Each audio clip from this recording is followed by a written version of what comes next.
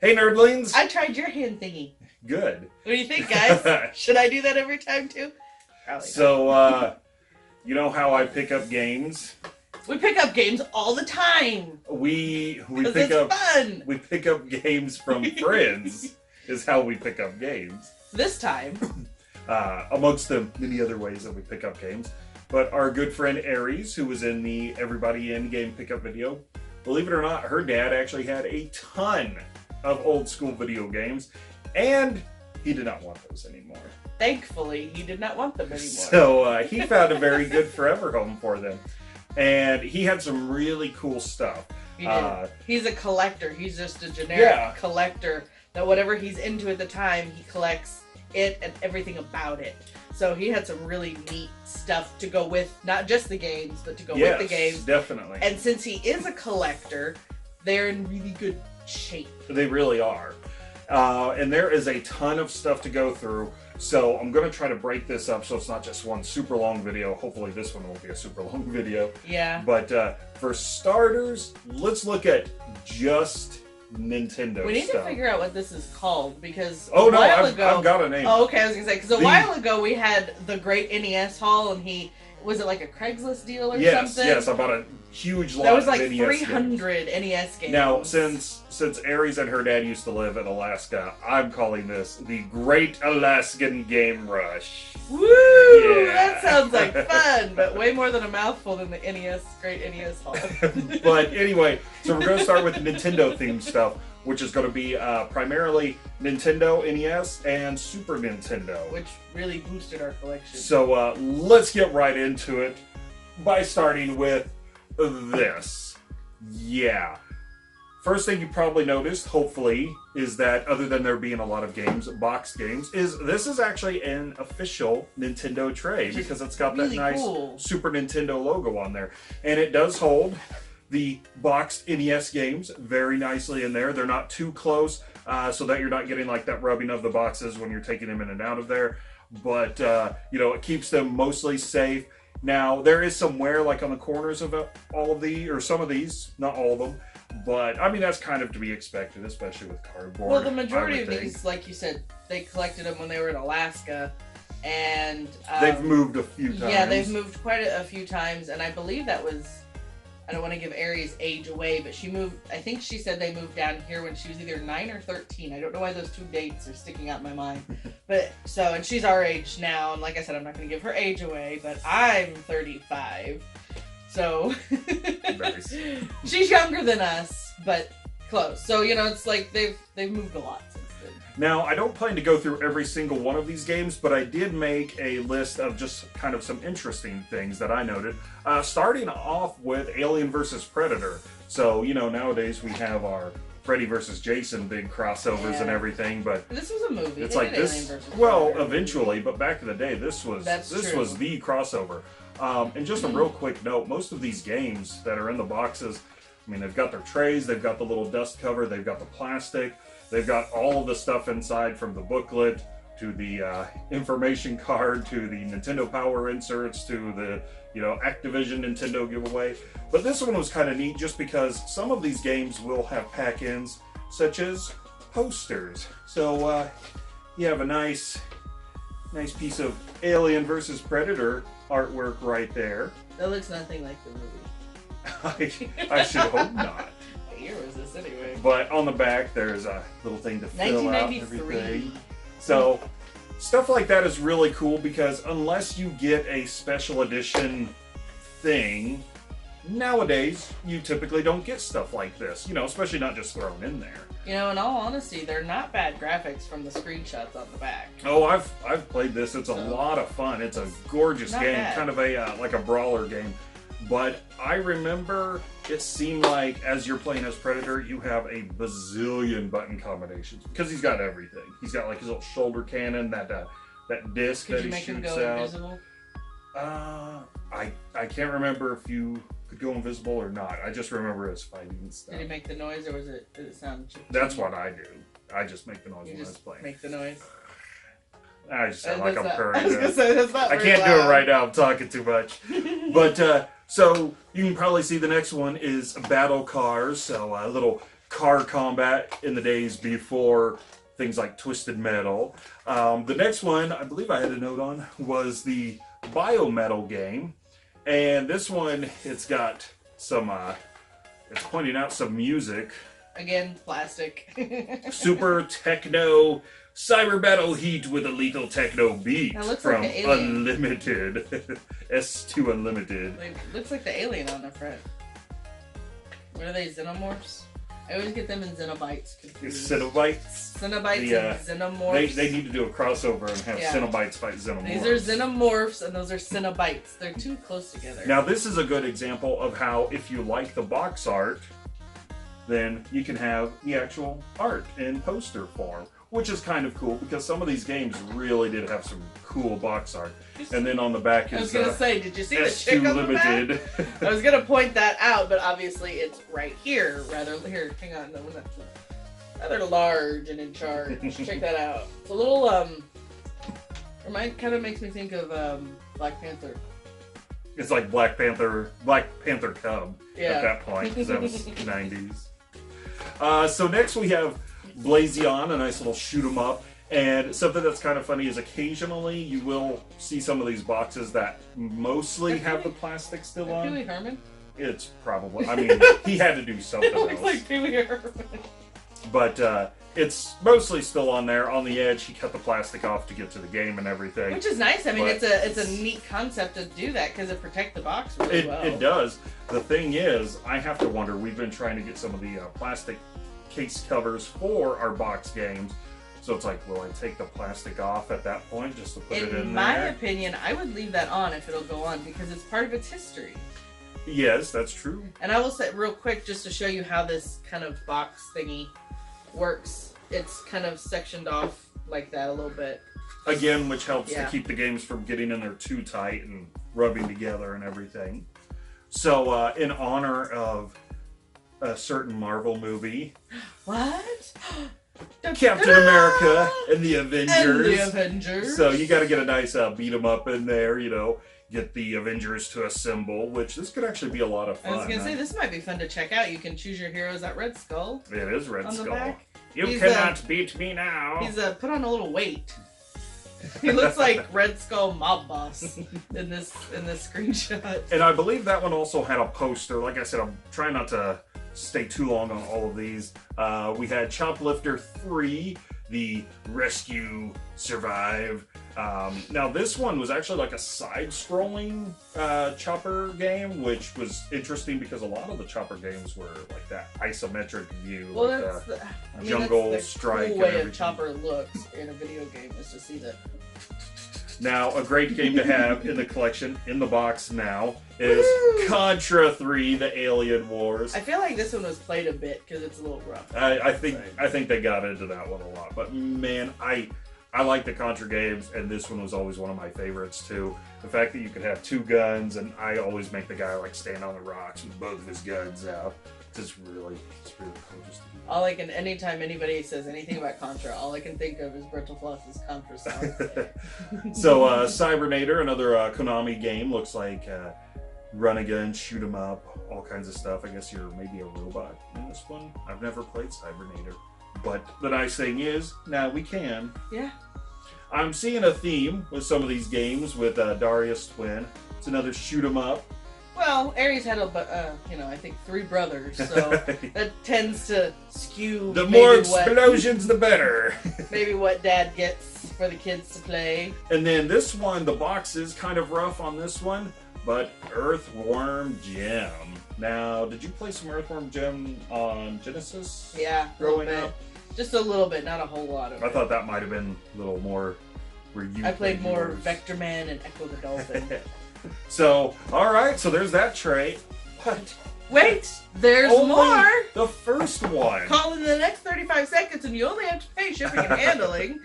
Going with Brawlers, Final Fight 2, and the box is, it's a little rough. I think someone took a bite out of that, but hungry for vengeance. Whoa! Yeah. Is it like Klingons, best served cold? Maybe. I'll let you try it later. We'll cut off a small piece. You can hungry. cook it up, and then we'll compare it. Well, you can't cook it. You have to serve it cold. Well, I'm saying, is it best cook a served piece cold? Cold. I'm following you now. Firepower 2000. Remember when Firepower in the 90s it was getting close to the year 2000, so we had to name everything 2000. I once ate at a restaurant called Mexico Restaurante 2000. For a restaurant. Did they have 2,000 options to eat? No. I would have been mad. I'd have been like, hey, this is not the year 2000, and I want 2,000 options to choose from to eat. Now, the next one I did want to take a little closer look at is Flashback. Flashback was, I don't think it was an exact sequel, but it was similar to the game Out of This World and the way that it would play and everything. That dude on the front's creepy. So you have a bunch of... hey, Pee Wee Herman's back. You have a bunch of all the pack-in stuff, of course. Now, this was something that I made sure to keep. This is a Fred Meyer receipt, and I don't often keep stickers on my games, like whenever we pick something up from GameStop. But whenever there's like a printed off receipt and it's tucked in, it's always fun to know how much I do like to keep that. Well, how much it cost, where they got it, because especially this coming from Alaska, Anchorage, how much did they pay I believe. For it?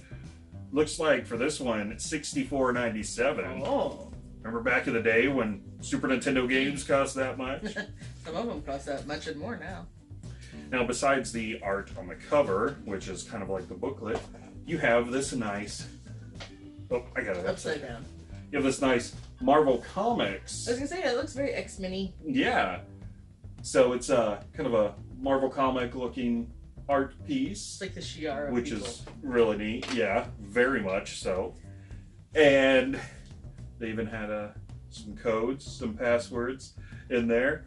And then it says on the box, I believe, that an exclusive Marvel comic inside. That comic is inside the booklet. In the back, you have just this nice black and white comic, and that's all you get.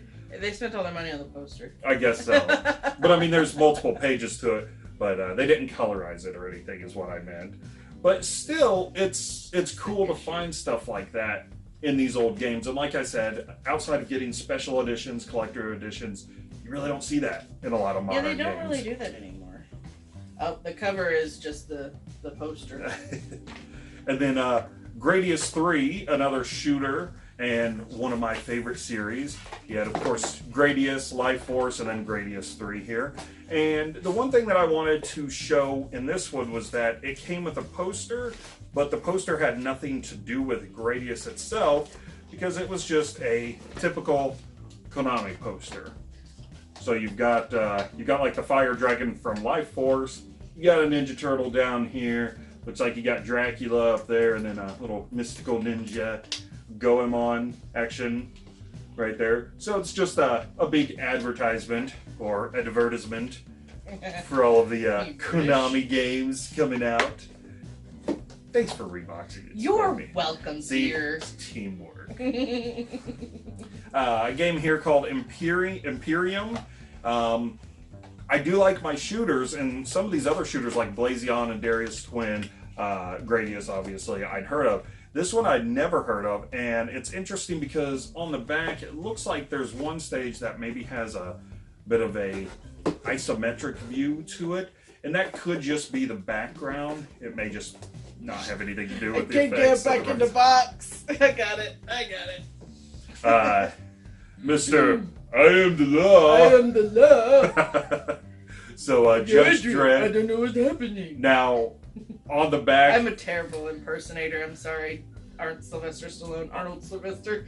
I don't even know who we're talking about anymore. On the back, you can see some pictures of Stallone. So they were very much trying to bank off of the popularity of the movie. Yeah.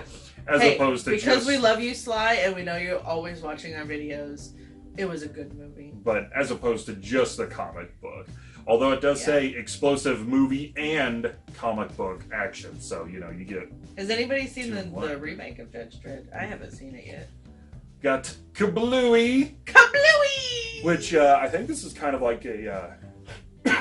excuse me, a puzzle game? It kind of looks like kind of a strategic puzzle game. A little bit of strategery. But, yeah, you just got this little... guy on the front covered his ears while he blows stuff up. Well, wouldn't you blow up a side or cover your ears if you were blowing things up? Speaking of great movies after Judge Dredd, Oh, Lawnmower Man. Oh, no. Yeah, because that's what you want to play in a video game once after you watch that movie. That movie was disturbing. On the bright side, it does look like on the back there's a lot of variety to the game. That doesn't mean it's any good, but it looks like you've got some side-scrolling action, some like pseudo first-person action. There's one screen that kind of looks like almost reminiscent of the original Grand Theft Auto, where it's like looking straight down on the town. I know that a lot of people are under the impression that, if they make the movie a video game from, into a movie, reverse that. If they make the movie into a video game, it's notoriously bad. And, most of the time that is the case, but I think maybe because I'm such a movie fan, I really have never cared, because I feel like I get to be in the movie. So to me, I never really even paid attention to, like, how good or bad the game was. Like, I got the Batman Forever video game on my Sega, and I didn't care because I just ran around pretending I was in the movie. That's all I really cared about. I didn't care that the story was terrible or graphics were terrible or that one part was really hard because you had to... the controls were more bad than anything in that one. That one spot where you had to literally have if you were one pixel off, you could not get to the other thing. But yeah, I don't think movie games are all that bad. Next up, some Capcom love thrown in the mix with Mega Man X. I can say that I grew up playing Nintendo. I never really got into the Mega Man games. I was always interested in them, but I didn't like the way that they controlled. They never felt right until this one came along. And there was something about this one that just felt right. I don't know if maybe it was the wall cling or some of the later upgrades that X could get, but I always liked this a lot better. It was always a lot more fun to me, this series, although they were just as hard later on. Very intense on the cover. Of course, he's Mega. Are you not going to be intense when you're fighting a robot octopus? I like octopus. Another one with some plastic still on it is NHL 95. Like she said, cut open on the Aries has some brothers, so you gotta get some sports. And we're not discounting saying that that Aries wasn't into sports games or boy games. So I'm sorry if you're watching Aries. We're not saying that you're not into that stuff too. Now, amidst all the stuff in there, I always think this stuff is kind of interesting. You have the Atlantic Division, the Western Conference, and the Eastern Conference. So Eastern on one side, Western on the other, with the official roster and ratings. But honestly, I thought the end of this was just scratched up, but I guess that's just the way the NHL so. Logo was. So, but I just thought this was always kind of interesting to pack this stuff in, because if you are a sports fan, it's a little bit of history, to be able to go back through and see, like Curtis Joseph, Craig Jenny, Chris Osgood. I don't know who these guys are, if they were anyone, but just being able to have that little bit of history. And hey, if you ever get a time machine, you can take this back in time and you're not going to place a little money on the Cubbies and go back. You want to put your money on the Cubbies. But this still is not all of the Super Nintendo, because we have a third tray. And the first game here is one of Lady Lacey's favorite covers of all time. I love this one. So of course it is it has nothing to do with it. It is a shoot 'em up game, and you have your grandpa with a banjo on the cover, because why not? And behind that we have Space Ace, which was it was kind of a follow-up with the Dragon's Lair games. You don't have a lot of that same animation and everything as far as the cutscenes go, but unlike Dragon's Lair, this one, at least the Super Nintendo version, it wasn't like a interactive cartoon.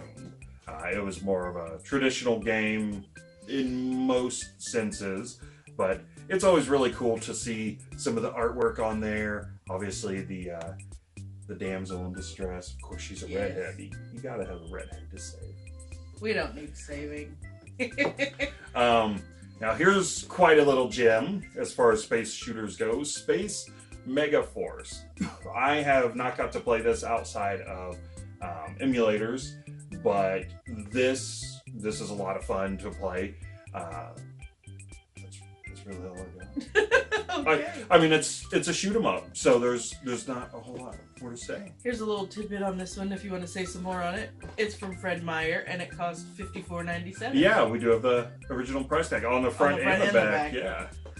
I think Aries told us Fred Meyer was kind of like a Walmart kind of a thing. Yes. Like it's just one of those franchises up in Alaska that, it's like a Walmart. You see it everywhere and has a little bit of everything. Speedy Gonzalez. Looks like his box got ran over a little too. Well, so. He was really speedy to get out of there and be played, so he was like, smash! Super Castlevania 4, Woo! which is just a pretty good Castlevania game. My one point of advice is if you're playing through Symphony of the Night and you do everything and you're like, oh, I just really want to play some more Castlevania, don't go back to this. This game is ridiculously hard after you've played Symphony of the Night. It doesn't work that way. I like Symphony of the Night music. It's pretty. We got Super Metroid, probably, arguably one of the best Metroids, if not the best Metroid game in the series. And, I mean, this box is beautiful. It's got everything inside. And, in fact, as far as, like, everything inside... Oh, yeah, Space Dragons. Space Dragons? The poster is another one of those advertising posters because they want you to join the Super Power Club of Nintendo Power. There's a fox on there. And then on the back, you have ads for Star Fox and Mario Paint and Super Scope 6. Yeah. Buy all those peripherals that you will never use on anything else. Or I will say, we never had a Super Nintendo, but a friend of mine had Super Nintendo, and that was the only thing I ever wanted to play was Mario Paint, because it came with a mouse. Hey, it was a big deal back then. I was sold on the mouse. That's all I cared about. I was like, dude, it's like a computer. We have a Super Play Action football game, and it comes with another poster, Nintendo Power poster, showing off. You got some Link to the Past, F-Zero, Pilot Wing, Sim City. Something interesting is this picture of a Link to the Past, and I will try to zoom that in, but where he is on the bridge with the enemies, that is a beta shot, because there are not that many enemies by the bridge in the game. Oh, and I played through the Japanese version, and I did not see that many enemies on the bridge either. Is there another version we could play that might have it? Just the beta version. What about the European? I wonder. Think it would be different? Ed's Retro Geek Out. I want you to check into that for me, please. We got the in. Other than the booklet, the instructional booklet, you have a confidential playbook. So this is kind of a neat little pack-in, and it has all of your different football plays and everything. Kind of you're gonna be the coach. You gotta have your playbook. So that's kind of a neat little pack-in. Again, just fun stuff to kind of throw in these games just because you can. It's got a Nintendo Power advertisement in here to subscribe. I don't think it's gonna work. Oh. It's gone.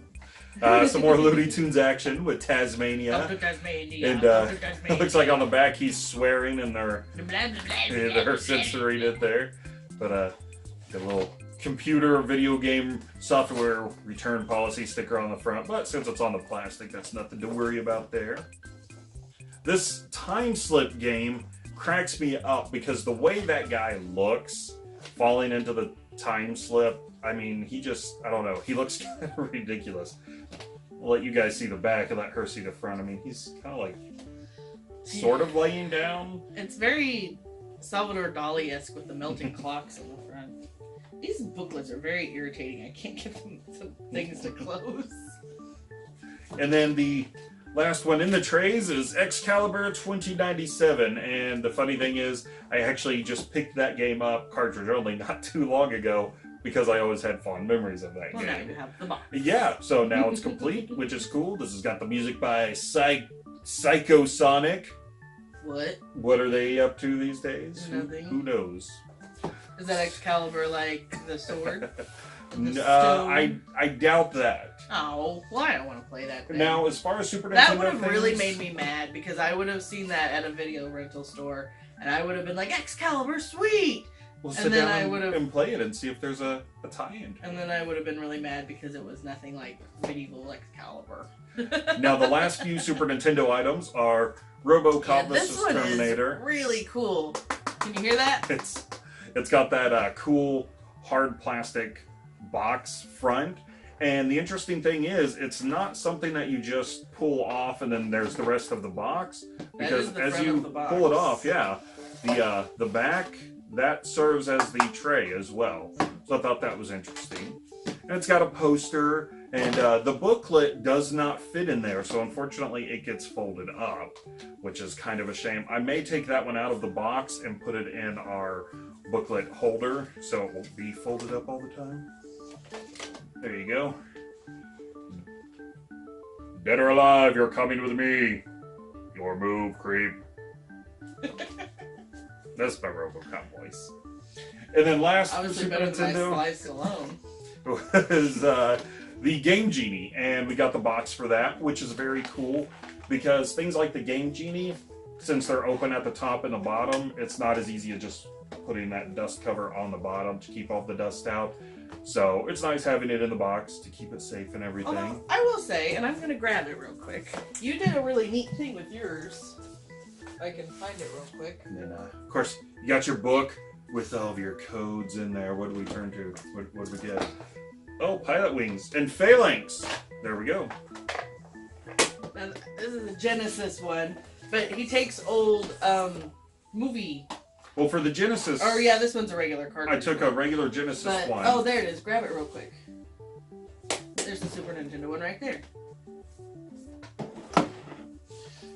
So for this, all I did was I took a... it doesn't close all the way because of the Super Nintendo Game Genie. It's a very wide piece. But I just took a old VHS clamshell, and I made a cover so that you can at least have the spine to see what's on the shelf. But that way... it would stay safe. And it keeps the dust out of it. Keeps the dust out. It's a really like I said, you've got idea. the bottoms open, the tops open. So. I forgot the Sega Genesis one was like that. So alright, that is the Super Nintendo part. Can you see me still? Now. I'm short. Let's take a look at the NES stuff.